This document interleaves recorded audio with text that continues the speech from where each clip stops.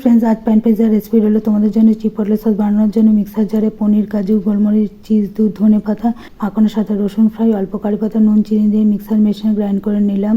Ready sauce বাটিতে ঢেলে oregano, chilli flakes মিশিয়ে ঢাকনা বন্ধ করে আধ ঘন্টার জন্য ফ্রিজে রেখে দিলাম।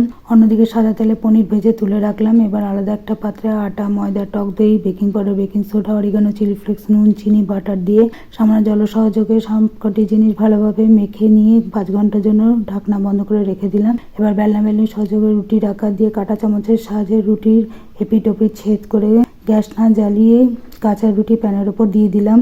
এরপর pizza sauce, tomato sauce, chipotle sauce দিয়ে চামচের সাহায্যে সব কটা জিনিস রুটির ওপর স্প্রেড করে নিলাম। এবার এক এক করে পেঁয়াজ, ক্যাপসিকাম, ভুট্টা, পনির দেওয়ার পর ওপর দিয়ে চিজ গ্রেট করে দিয়ে দিলাম। তারপর প্যানের ওপর ঢাকনা দিয়ে গ্যাস জ্বালিয়ে আঁচ কমিয়ে দিলাম। 20 মিনিট পর ready yummy veg pan pizza. এখন শুধু পিৎজা কাটা দিয়ে কাট করে পরিবেশন করে খাওয়ার অপেক্ষা।